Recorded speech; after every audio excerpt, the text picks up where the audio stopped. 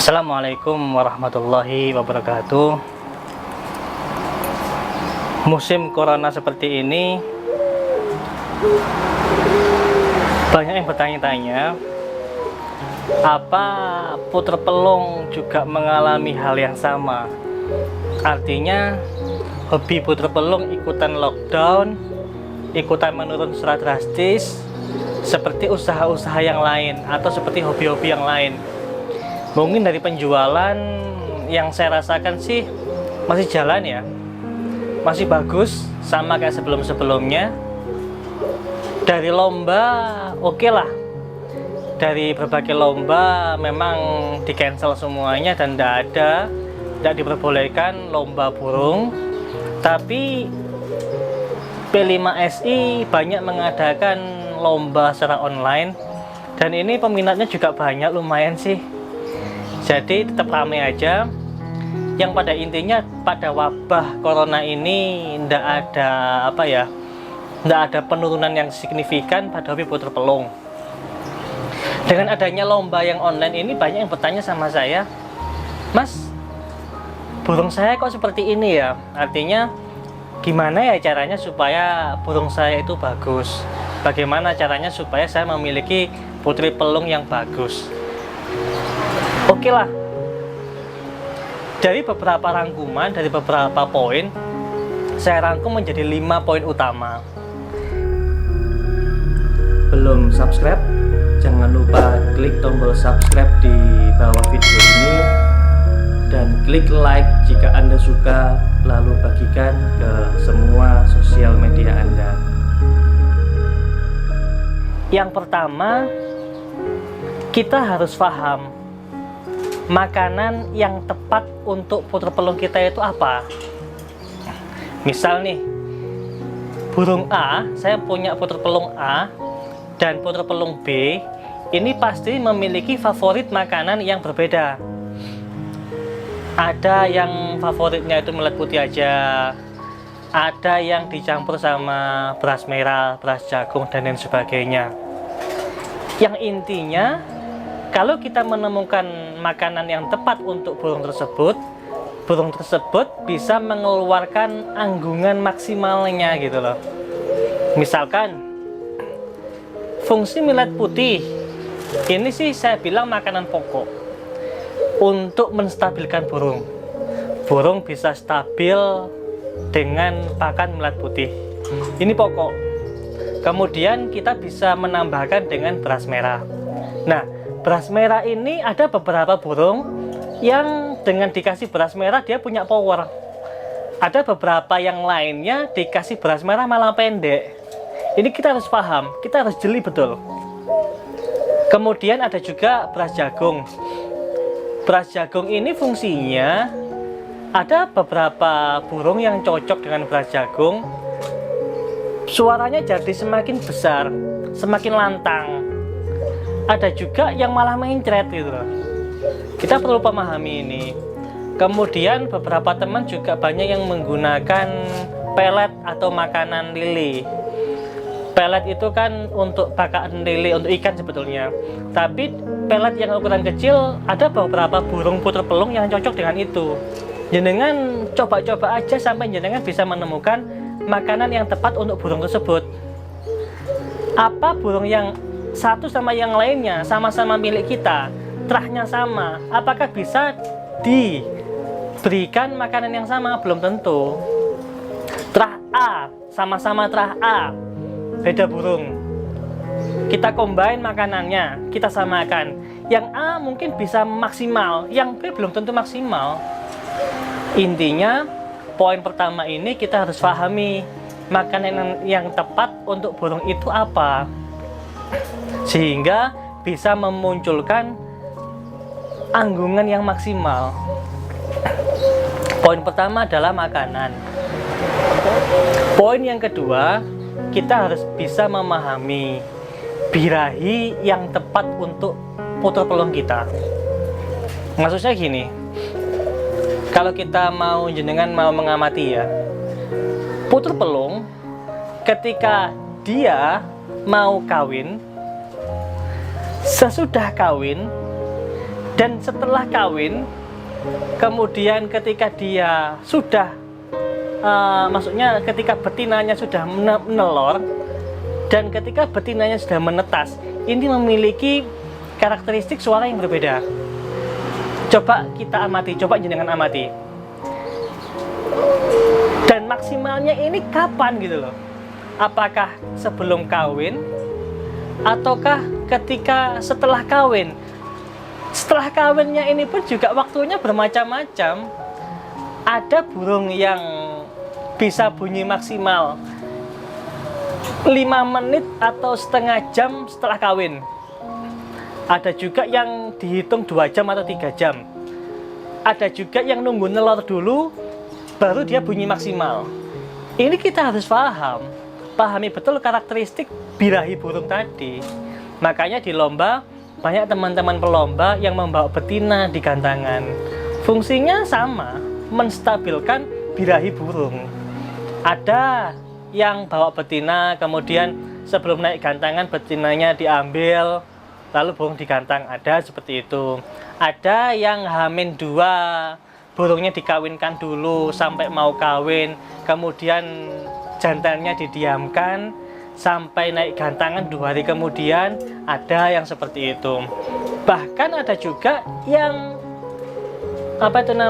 pejantannya dinaikkan, kemudian betinanya kita kelebak-kelebakkan di bawah sehingga jantannya ngelihat betina dan jantannya bisa memaksimalkan suaranya. Ada juga yang seperti itu. Intinya kita harus paham betul tentang birahi dari puter pelung kesayangan kita. Yang ketiga adalah perawatan dan pengkondisian yang tepat. Ini maksudnya gini, ada puter pelung yang suka panas, ada puter pelung yang tidak suka panas, artinya dia suka dingin. Ketika burung ini kita jemur dengan intensitas panas yang sedang lah misalkan, kemudian waktunya berapa lama, ini kita amati betul. Lalu kita dengarkan suaranya kok tambah pendek ya, kok tambah ngelik ya, kok tambah panjang ya, kok tambah kok malah guguk dan sebagainya. Kita harus pahami betul. Misalkan burung kita panaskan, kita jemur dalam kondisi yang panas, kok tiba-tiba burung tersebut malah mendek atau malah guguk atau durasi waktunya kecepatan atau burung tersebut malah gacor sehingga malah nggak enak, ya artinya kita terlalu panas menjemurnya. Bisa kita kurangi panasnya atau tidak dijemur atau dan sebagainya. Bahkan pengalaman ini ada teman yang suka di lomba dan beberapa kali juara di lomba. Dia mengatakan burungnya atau gacoannya itu tidak boleh diletakkan di udara terbuka, sehingga ketika dia mau lomba besoknya dia harus menginap di hotel. Dan burung tersebut harus masuk ke kamar yang ada di hotelnya. Artinya burung ini tidak boleh kena angin, tapi harus masuk di kamar dan merasakan dinginnya AC. Ini saya bilang pengkondisian bagus. Dia sudah memahami burung tersebut. Kalau burung ini tidak kena AC, dia malah kurang maksimal. Nah, bagaimana dengan burung kita? Burung saya, burung jenengan. Ya kita amati pengkondisian yang cocok untuk burung kita itu kayak gimana. Apakah ruangan ber-AC cocok untuk semua burung? Saya jawab tidak. Burung dia cocok sama ruangan ber-AC? Mungkin. Punya saya, punya jenengan belum tentu. Artinya kita harus pahami, kita harus mengkondisikan sesuai dengan kondisi yang disukai burung, bukan kondisi yang disukai oleh burung lain. Masuk poin keempat adalah usia yang tepat untuk burung yang bagus. Usia yang tepat. Ada beberapa burung di usia 3 bulan, 4 bulan dia sudah melung manjang. Saya bilang melung manjang ya, karena pelung adalah yang tengahnya melung, bukan yang ujungnya kuat, bukan yang ujungnya kuik, bukan yang ujungnya kuok, bukan. Tapi yang tengahnya melung, ini disebut puter pelung. mengenai perbedaan definisi ujung, saya yakin dengan seyakin-yakinnya dua organisasi yang sekarang ada pasti sepakat bahwa tidak ada perbedaan kuak, kuwik, kuwek dan sebagainya. Yang intinya ujung harus 2 not. Ini jelas.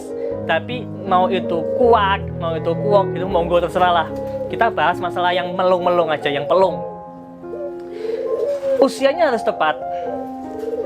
Saya punya beberapa teman, ada teman sih yang burungnya kok biasa, nggak istimewa banget, nggak istimewa. Di usia 1 tahun nggak istimewa. Bahkan burung ini pernah jadi indukan yang menginduk yang membabu dirinya sendiri.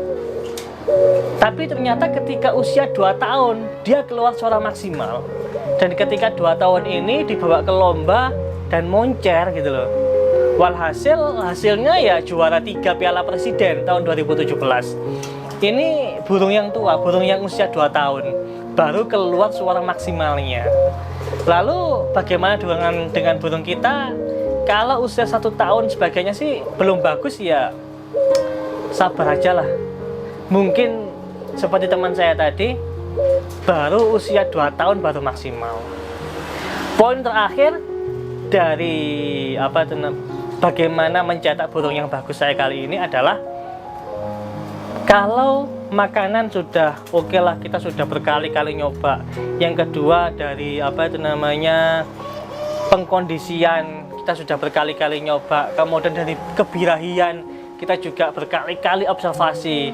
Kemudian dari usia oke lah, sampai beberapa tahun kok kayaknya biasa-biasa aja gitu kan. Masuk poin yang kelima adalah trah, keturunan.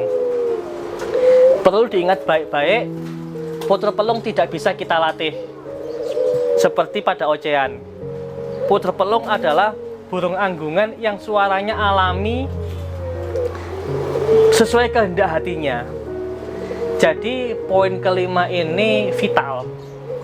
Kalau trahnya biasa, nggak istimewa, ya jangan harap kita punya angan-angan berlebih, punya anakan yang istimewa. Contoh sih, banyak berkali-kali saya bilang, ketika kita menanam rumput, tidak akan mungkin tumbuh padi. Tapi ketika kita menanam padi, biasanya ada yang tumbuh rumput, ada yang tumbuh padi. Artinya dengan memiliki anakan atau trah yang bagus, kita ada harapan puter pelung kita menjadi bagus.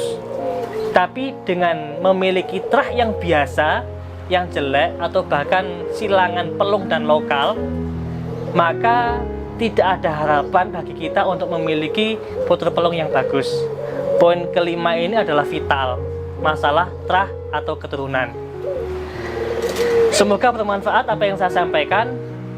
Mohon maaf apabila ada kekurangan. Saya bukan suhu, berkali-kali saya katakan. Mohon maaf untuk teman-teman, sahabat yang selalu bilang saya suhu. Saya bukan suhu, saya bukan master, saya bukan orang yang berpengalaman seperti yang jenengan kira. Saya hanya Samsul yang hanya pemilik kandang kecil seperti ini, kandang bonekamu. Semoga bermanfaat. Wassalamualaikum warahmatullahi wabarakatuh. Terima kasih.